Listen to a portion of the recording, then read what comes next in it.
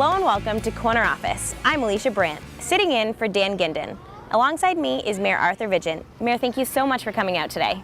Are you kidding me? Coming out on a sunny day at the beach. How could I say no? I know, you couldn't ask for a better location. We've taken Corner Office out of the office today to sit on Memorial Beach, which it's a beautiful day. Everyone's enjoying the water. So how does it feel? All these renovations have been happening at this beach and here we are, it's beautiful. It's been a fantastic project, it really has. We've been working on it for about a year now. Finally finished. I think everyone's really enjoying it. The feedback has been phenomenal. You get out to the parking lot, it's all done over. The basketball court down there has been added. The playground halfway up the walkway has been added. We have handicap accessibility now on the beach. There's parking for handicap vehicles on the side. We also have a walking path around the entire facility. It just couldn't ask for any more. It's really turned out real well, and can't give enough thanks to Priscilla Ryder from Conservation and the DPW Commissioner John Galoni and his staff and the City Councilors for supporting the project. The state came through with $400,000. This has been a project where everyone's had their hands in it, and it's turned out fantastic. Now this project has been a long time coming. Can you talk about a little bit about the history of Memorial Beach, how long it's been around, and how it's changed over the years? Well, it's kind of funny because obviously being a townie, I took swimming lessons here some 50 years ago. Used to get on the bus every morning, and the bus would go around town at that point and pick people up to come to swimming lessons. And rain or shine, you had to go to swimming lessons. Well, I never really took to the water that well back then, but continued doing that. And it was probably about 6 or 7 years ago when Mayor Stevens was here. We had the dedication to the concession stand to Lou Galoni, a former recreation director, longtime recreation director, who actually developed the beach. And leaving here, it was almost embarrassing, the shape that the facility was in. And I couldn't tell you there'd been much work done from when I took swimming lessons here 50 years ago till then. So I immediately went back and talked to former Mayor Stevens to say, we need a bond for that project.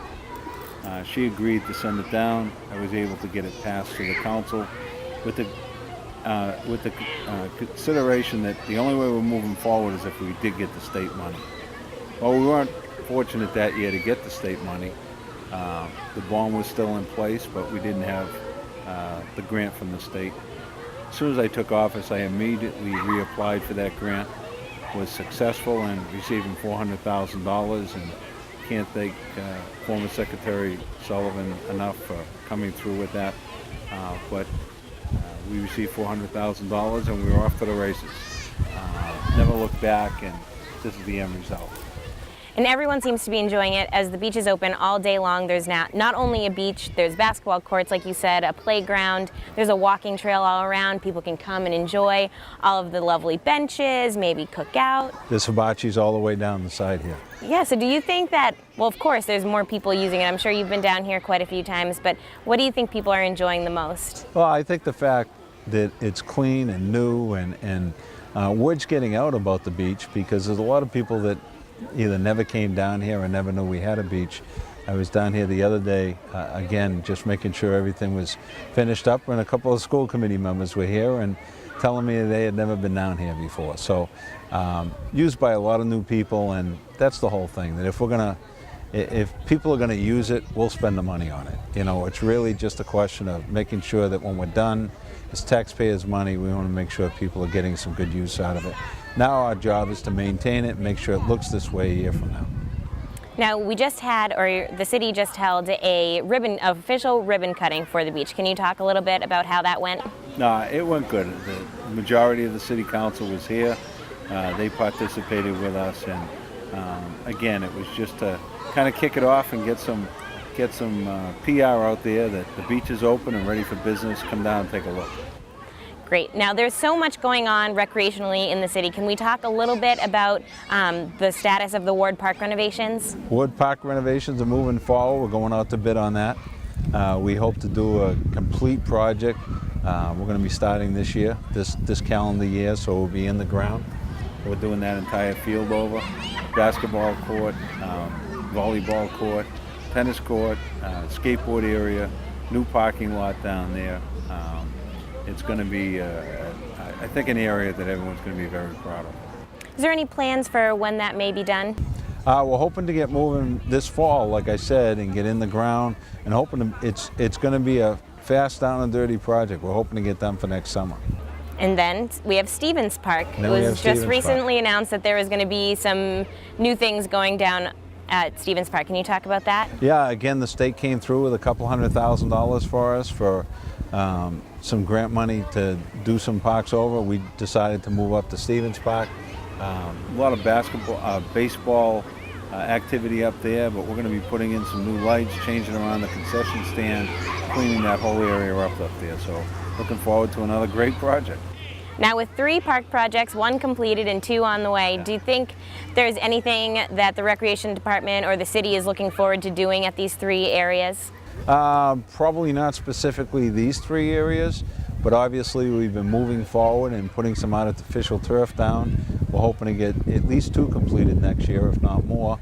We're in the process right now of deciding which fields will be developed, but again, with the support of the council and the meals tax that's going to be funding that project, we're looking forward to having turf fields throughout the city.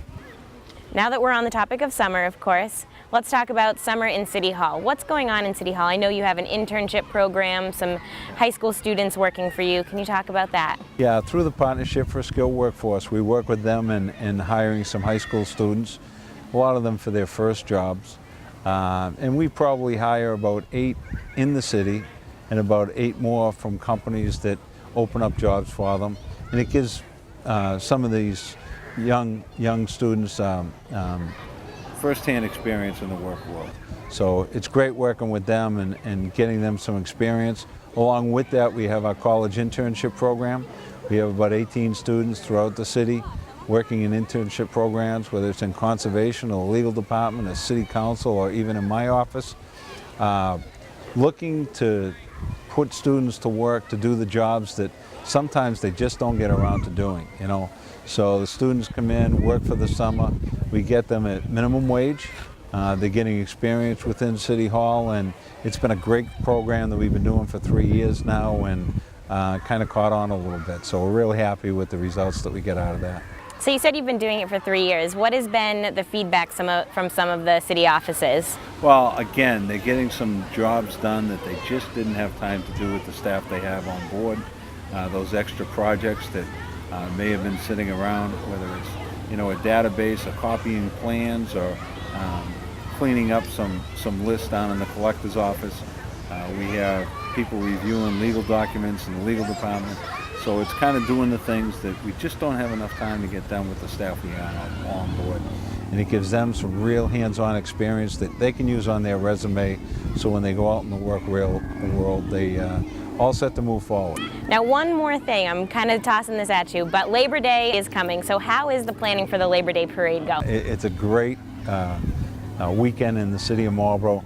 The parade's moving forward with Melanie Wampum that stepped forward to take over from Ed Thurber, and prior to that, George had done it for so many years. So Melanie's very aware of what she needs to get done. She's bringing back some of the old traditions that we've had in the parades in the past.